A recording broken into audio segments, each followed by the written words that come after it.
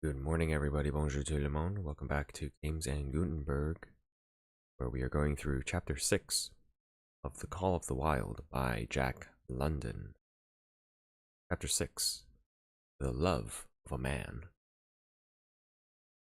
When John Thornton froze his feet in the previous December, his partners had made him comfortable and left him to get well, going on themselves up the river to get out a raft of saw logs for Dawson.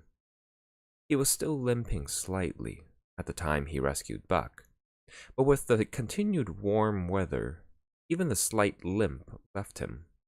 And here, lying by the riverbank through the long spring days, watching the running water, listening lazily to the songs of birds and the hum of nature, Buck slowly won back his strength. A rest comes very good after one has traveled 3,000 miles, and it must be confessed that Buck waxed lazy as his wounds healed. His muscles swelled out, and the flesh came back to cover his bones. For that matter, they were all loafing. Buck, John Thornton, Skeet,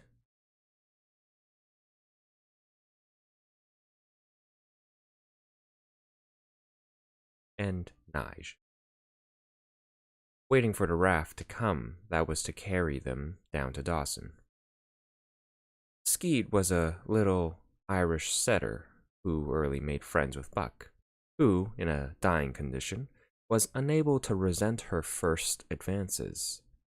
She had the doctor trait which some dogs possess, and as a mother cat washes her kittens, so she washed and cleansed Buck's wounds. Regularly, each morning after he had finished his breakfast, she performed her self-appointed task, till he came to look for her ministrations as much as he did for Thornton's. Nige, equally friendly, though less demonstrative, was a huge black dog, half bloodhound and half deerhound, with eyes that laughed and a boundless good nature. To Buck's surprise, these dogs manifested no jealousy toward him. They seemed to share the kindliness and largeness of John Thornton. As Buck grew stronger, they enticed him into all sorts of ridiculous games, in which Thornton himself could not forbear to join. And in this fashion, Buck romped through his convalescence and into a new existence. Love, genuine, passionate love, was his for the first time. This he had never experienced at Judge Miller's down in the sun-kissed Santa Clara Valley. With the judge's sons hunting and tramping, it had been a working partnership. With the judge's grandsons, a sort of pompous guardianship. And with the judge himself, a stately and dignified friendship. But love that was feverish and burning, that was adoration, that was madness, it had taken John Thornton to arouse. This man had saved his life, which was something. But further, he was the ideal master. Other men saw to the welfare of their dogs from a sense of duty and business expediency. He saw to the welfare of his as if they were his own children, because he could not help it. And he saw further. He never forgot a kindly greeting or a cheering word. And to sit down for a long talk with them, gas, he called it, was as much his delight as theirs. He had a way of taking Buck's head roughly between his hands and resting his own head upon Buck's, of shaking him back and forth, the while calling him ill names to that Buck were love names.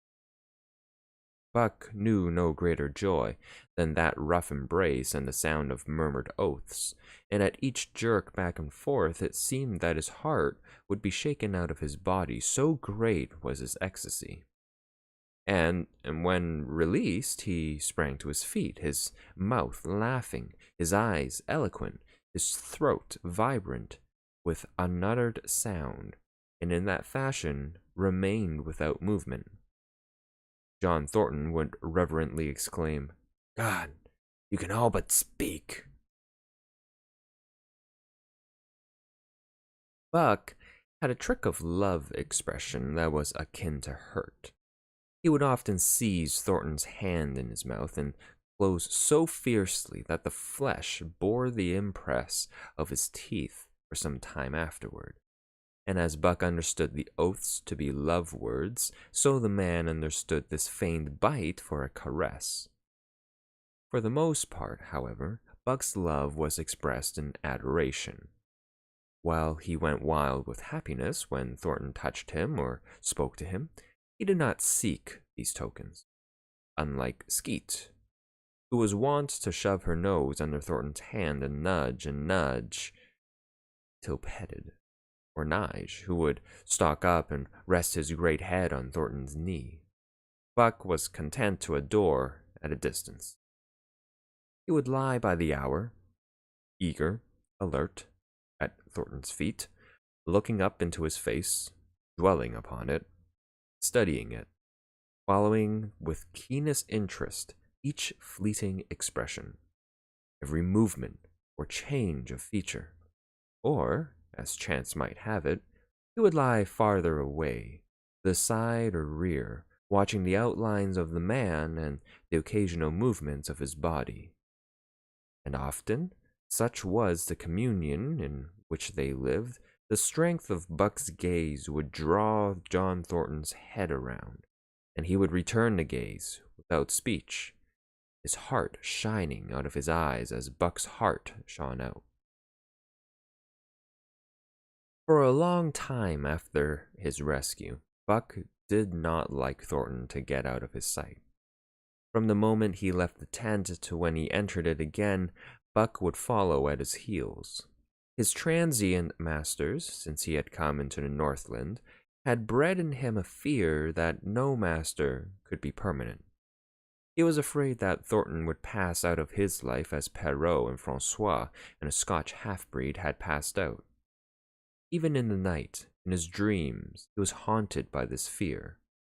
At such times, he would shake off sleep and creep through the chill to the flap of the tent, where he would stand and listen to the sound of his master's breathing.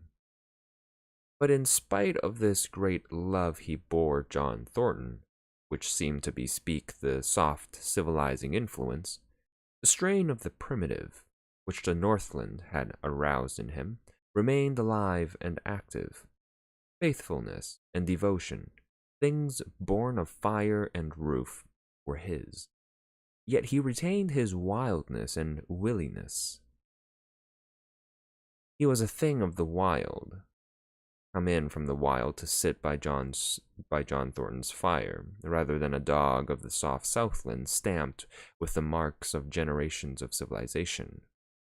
Because of his very great love, he could not steal from this man, but from any other man in any other camp, he did not hesitate an instant, while the cunning with which he stole enabled him to escape detection.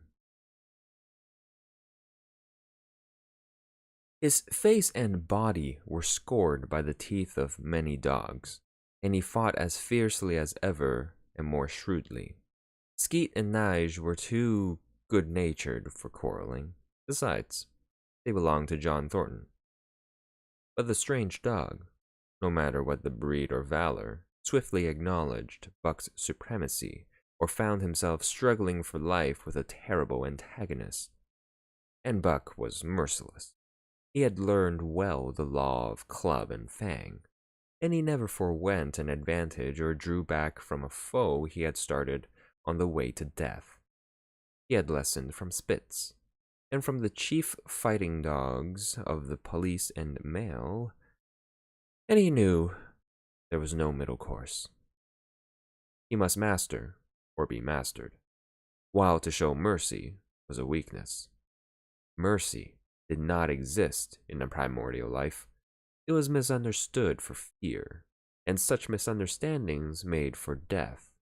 Kill or be killed, eat or be eaten was the law, and this mandate, down out of the depths of time, he obeyed.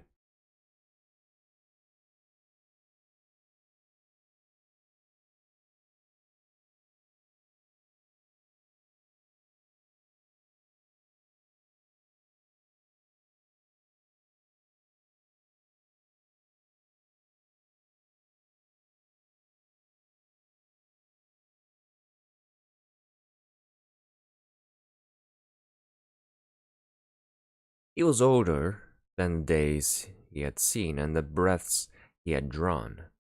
He linked the past with the present, and the eternity behind him throbbed through him in the mighty rhythm to which he swayed as the tides and seasons swayed.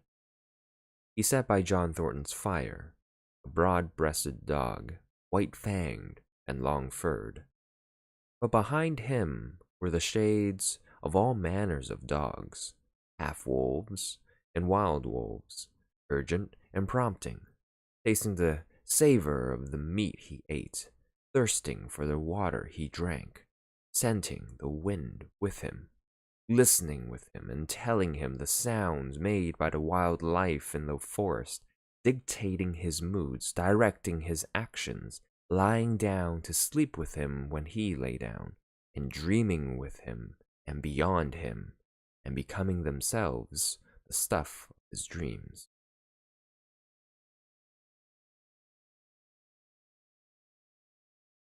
So peremptorily did these shades beckon him that each day mankind and the claims of mankind slipped farther from him. Deep in the forest a call was sounding, and as often as he heard this call, mysteriously thrilling and luring, he felt compelled to turn his back upon the fire and the beaten earth around it, and to plunge into the forest, and on and on. He knew not where or why, nor did he wonder where or why, the call sounding imperiously deep in the forest. But as often as he gained the soft unbroken earth and the green shade, the love for John Thornton drew him back to the fire again. Thornton alone held him. The rest of mankind was as nothing. Chance travelers might praise or pet him, but he was cold under it all, and from a too demonstrative man he would get up and walk away. When Thornton's partners, Hans and Pete, arrived on the long-expected raft, Buck refused to notice them till he learned they were close to Thornton. After that, he tolerated them, in a passive sort of way, accepting favors from them as though he favored them by accepting. They were of the same large type as Thornton, living close to the earth, thinking simply and seeing clearly. And ere they swung the raft into the big eddy by the sawmill at Dawson, they understood Buck and his ways, and did not insist upon an intimacy such as obtained with Skeet and Nige. For Thornton, however, his love seemed to grow and grow. He, alone among men, could put a pack upon Buck's back in a summer traveling. Nothing was too great for Buck to do when Thornton commanded. One day, they had grub-staked themselves from the proceeds of the raft and left Dawson for the headwaters of the Tanana. The man and dogs were sitting on the crest of a cliff which fell away straight down to the naked bedrock 300 feet below. John Thornton was sitting near the edge, Buck at his shoulder. A thoughtless whim seized Thornton, and he drew the attention of Hans and Pete to the experiment which he had in mind. "Jump, Buck!" commanded, sweeping his arm out and over the chasm. The next instant, he was grappling with Buck on the extreme edge, while Hans and Pete were dragging him back into safety. "It's uncanny," Pete said, after it was over and they had caught their speech. Thornton shook his head. "No, it is splendid. It is terrible, too. Do you know? It sometimes makes me afraid." "I'm not hankering to be the man that lays hands on you while he's around," Pete announced conclusively, nodding his head toward Buck. "Pie-yingo," was Hans's contribution. "Not myself either." It was at Circle City, ere the year was out, that Pete's apprehensions were realized. Black Burton, a man evil-tempered and malicious, had been picking a quarrel with a tenderfoot at the bar when Thornton stepped good-naturedly between. Buck, as was his custom, was lying in a corner, head on paws, watching his master's every action. Burton struck out, without warning, straight from the shoulder. Thornton sent spinning, and saved himself by falling only by clutching the rail of the bar. Those who were looking on heard what was neither bark nor yelp, but a something which is best described as a roar. They saw Buck's body rise up in the air as he left the floor for Burton's throat. The man saved his life by instinctively throwing out his arm, but was hurled backward to the floor with Buck on top of him. Buck loosed his teeth from the flesh of the arm and drove in again for the throat. This time, the man succeeded only in partly blocking, and his throat was torn open. Then the crowd was upon Buck, and he was driven off. But while a surgeon checked the bleeding, he prowled up and down, growling furiously, attempting to rush in, and being forced back by an array of hostile clubs. A miners' meeting, called on the spot, decided that the dog had sufficient provocation, and Buck was discharged. But his reputation was made, and from that day his name spread through every camp in Alaska. Later on, in the fall of the year, he saved John Thornton's life in quite another fashion. The three partners were lining a long and narrow poling boat down a bad stretch of rapids on the 40-mile creek. Hans and Pete moved along the bank, snubbing with a thin manila rope from tree to tree, while Thornton remained in the boat, helping its descent by means of a pole, and shouting directions to the shore. Buck, on the bank, worried and anxious, kept abreast of the boat, his eyes never off his master. At a particularly bad spot, where a ledge of barely submerged rocks jutted out into the river, Hans cast off the rope, and, while Thornton pulled the boat out into the stream, ran down the bank with the end in his hand to snub the boat when it had cleared the ledge. This it did, and was flying downstream in a current as swift as a mill race, when Hans checked it with the rope and checked too suddenly.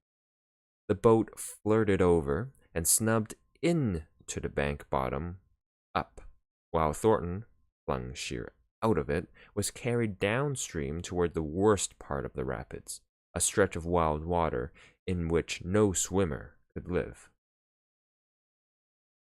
Buck had sprung in on the instant, and at the end of 300 yards, amid a mad swirl of water, he overhauled Thornton. When he felt him grasp his tail, Buck headed for the bank, swimming with all his splendid strength. But the progress shoreward was slow, the progress downstream amazingly rapid. From below came the fatal roaring, where the wild current went wilder and was rent in shreds and spray by the rocks, which thrust through like the teeth of an enormous comb. The suck of the water, as it took the beginning of the last steep pitch, was frightful, and Thornton knew that the shore was impossible. He scraped furiously over a rock, bruised across a second, and struck a third with crushing force. He clutched its slippery top with both hands, releasing Buck, and above the roar of the churning water shouted, "Go, Buck, go!" Buck could not hold his own, and swept on downstream, struggling desperately, but unable to win back. When he heard Thornton's command repeated, he partly reared out of the water, throwing his head high, as though for a last look, then turned obediently toward the bank. He swam powerfully, and was dragged ashore by Pete and Hans at the very point where swimming ceased to be possible and destruction began. They knew that the time a man could cling to a slippery rock in the face of that driving current was a matter of minutes, and they ran as fast as they could up the bank to a point far above where Thornton was hanging on. They attached a line with which they had been snubbing the boat to Buck's neck and shoulders, being careful that it should neither strangle him nor impede his swimming, and launched him into the stream. He struck out boldly, but not straight enough into the stream.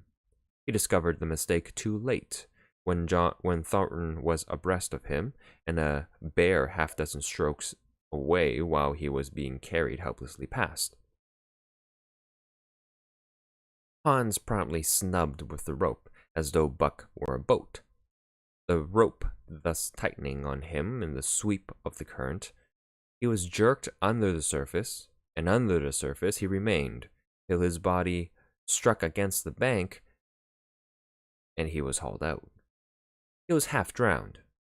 Hans and Pete threw themselves upon him, pounding the breath into him and the water out of him. He staggered to his feet and fell down. The faint sound of Thornton's voice came to him, and though he could not make out the words of it, they knew that he was in his extremity. His master's voice acted on Buck like an electric shock. He sprang to his feet and ran up the bank ahead of the men to the point of his previous departure. Again, the rope was attached, and he was launched, and again he struck out, but this time straight into the stream. He had miscalculated once, but he would not be guilty of it a second time. Hans paid out the rope, permitting no slack, while Pete kept it clear of coils. Buck held on till he was on a line straight above Thornton. Then he turned, and with the speed of an express train heading down upon him. Thornton saw him coming, and as Buck struck him like a battering ram, with the whole force of the current behind him, he reached up and closed with both arms around the shaggy neck. Hans snubbed the rope around the tree, and Buck and Thornton were jerked under the water, strangling, suffocating, and sometimes one uppermost and sometimes the other, dragging over the jagged bottom, smashing against rocks and snags. They veered in to the bank. Thornton came to, belly downward, and being violently propelled back and forth across a drift log by Hans and Pete. His first glance was for Buck, over whose limp and apparently lifeless body Nige was setting up a howl, while Skeet was licking the wet face with closed eyes. Thornton was himself bruised and battered, and he went carefully over Buck's body when he had been brought around, finding 3 broken ribs. "That settles it," he announced. "Camp right here." Camp they did, till Buck's ribs knitted and he was able to travel. That winter, at Dawson, Buck performed another exploit. Not so heroic, perhaps, but one that put his name many notches higher on the totem pole of Alaskan fame. This exploit was particularly gratifying to the 3 men, for they stood in need of the outfit which it furnished, and were enabled to make a long-desired trip into the Virgin East, where miners had not yet appeared. It was brought about by a conversation in the El Dorado saloon, in which men waxed boastful of their favorite dogs. Buck, because of his record, was the target of these men, and Thornton was driven stoutly to defend him. At the end of half an hour, one man stated that his dog could start a sled with 500 pounds and walk off with it. A second bragged 600 for his dog, and third, 700. "Pooh, pooh," said John Thornton. "Buck can start 1,000 pounds. "Break it out and walk off with it for 100 yards?" demanded Mathewson, a bonanza king, he of the 700 vaunt. "Break it out and walk off with it for 100 yards, John Thornton said coolly. "Well," Mathewson said slowly and deliberately, so that all could hear, "I've got $1,000 that says he can. There it is." So saying, he slammed a sack of gold dust of the size of a bologna sausage down upon the bar. Nobody spoke. Thornton's bluff, if bluff it was, had been called. He could feel a flush of warm blood creeping up on his face. His tongue had tricked him. He did not know whether Buck could start 1,000 pounds. Half a ton. The enormousness of it appalled him. He had great faith in Buck's strength and had often thought him capable of starting such a load, but never, as now, had he faced the possibility of it. The eyes of a dozen men fixed upon him, silent and waiting. Further, he had no $1,000, nor had Hans or Pete. I've got a sled standing outside now, with 50-pound sacks of flour on it, Mathewson went on with brutal directness. But don't let that hinder you. Thornton did not reply. He did not know what to say. He glanced from face to face in the absent way of a man who had lost the power of thought and is seeking somewhere to find the thing that will start it going again. The face of Jim O'Brien, a Macedon king and old-time comrade, caught his eyes. It was as a cue to him, seeming to rouse him to do what he would never have dreamed of doing. Can you lend me 1,000? He asked, almost in a whisper. Sure, answered O'Brien, thumping down a plethoric sack by the side of Mathewson's. Though it's little faith I'm having, John. That the beast can do the trick. The Eldorado emptied its occupants into the street to see the test.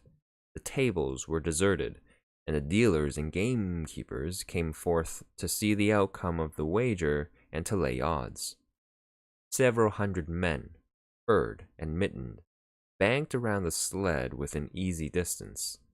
Mathewson's sled, loaded with 1,000 pounds of flour, had been standing for a couple of hours, and in the intense cold, it was 60 below zero, the runners had frozen fast to the hard-packed snow. Men offered odds of 2 to 1 that Buck could not budge the sled. A quibble arose concerning the phrase break out. O'Brien contended it was Thornton's privilege to knock the runners loose, leaving Buck to break it out from a dead standstill. Mathewson insisted that the phrase included breaking the runners from the frozen grip of the snow. A majority of the men who had witnessed the making of the bet decided in his favor, whereat the odds went up to 3 to 1 against Buck. There were no takers. Not a man believed him capable of the feat. Thornton had been hurried into the wager, heavy with doubt, and now that he looked at the sled itself, the concrete fact. With the regular team of 10 dogs curled up in the snow before it, the more impossible the task appeared. Mathewson waxed jubilant. 3 to 1, he proclaimed. I'll lay you another 1,000 at that figure, Thornton. What'd you say? Thornton's doubt was strong in his face, but his fighting spirit was aroused. The fighting spirit that soars above odds, fails to recognize the impossible, and is deaf to all save the clamor for battle. He called Hans and Pete to him. Their sacks were slim, and with his own, the 3 partners could rake together only $200. In the ebb of their fortunes, this sum was their total capital. Yet they laid it unhesitatingly against Mathewson's 600. The team of 10 dogs was unhitched, and Buck, with his own harness, was put into the sled. He had caught the contagion of the excitement, and he felt that in some way he must do a great thing for John Thornton.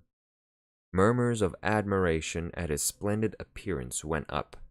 He was in perfect condition, without an ounce of superfluous flesh, and the 150 pounds that he weighed were so many pounds of grit and virility. His furry coat shone with the sheen of silk. down the neck and across the shoulders. His mane, in repose as it was, half bristled and seemed to lift with every movement, as though excessive vigor made each particular hair alive and active. The great beast, the great breast and heavy forelegs were no more than in proportion with the rest of the body, where the muscles showed in tight rolls underneath the skin. Men felt these muscles and proclaimed them hard as iron, and the odds went down to 2 to 1.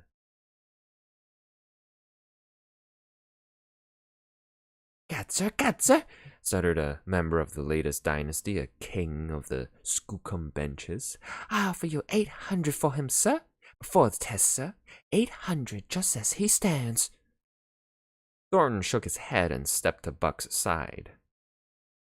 You must stand off from him, Matheson protested. Free play and plenty of room. The crowd fell silent. Only could be heard the voices of the gamblers vainly offering 2 to 1. Everybody acknowledged Buck a magnificent animal. But 20 50-pound sacks of flour bulked too large in their eyes for them to loosen their pouch strings.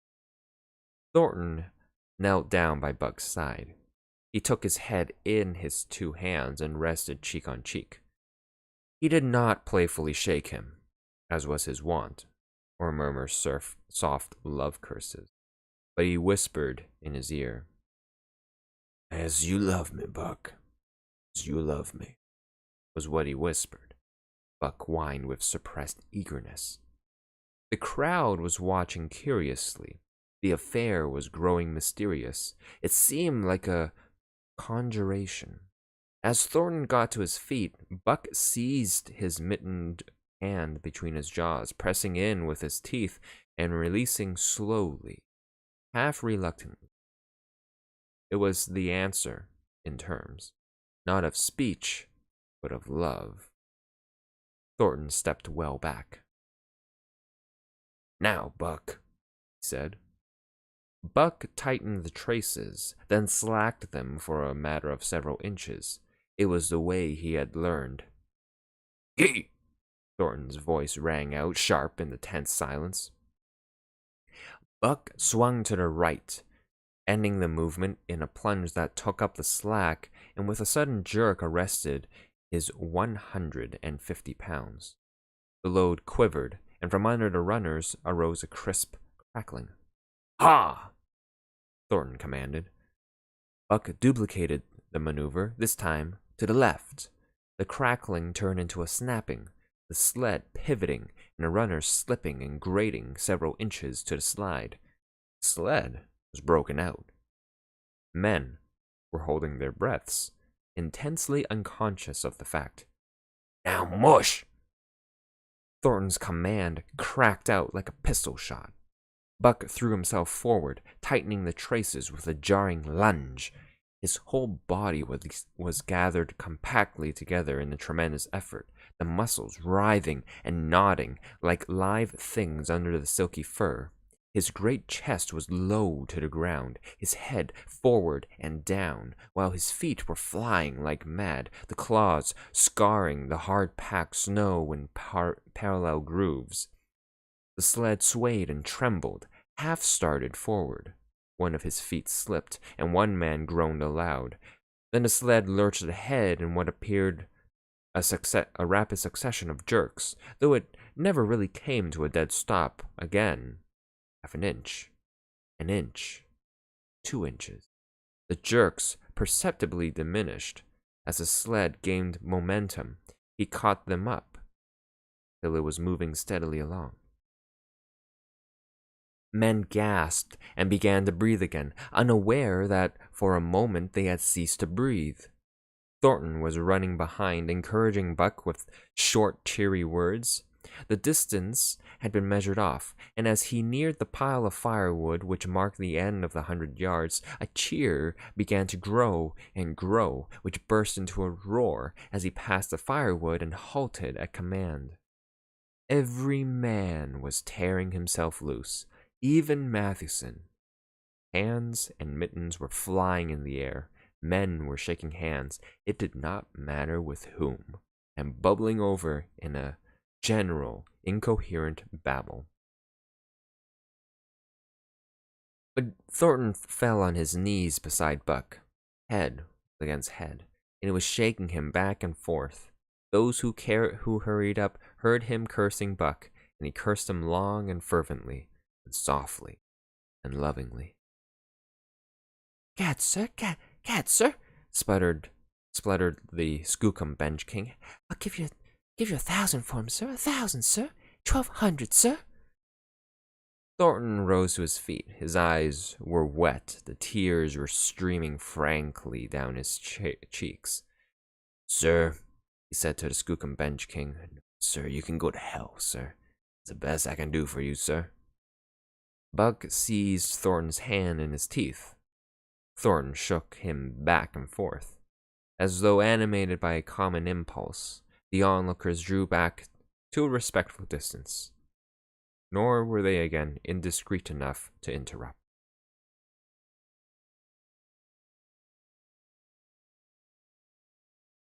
Join us next week for Chapter 7, The Sounding of the Call. Have a great rest of the day.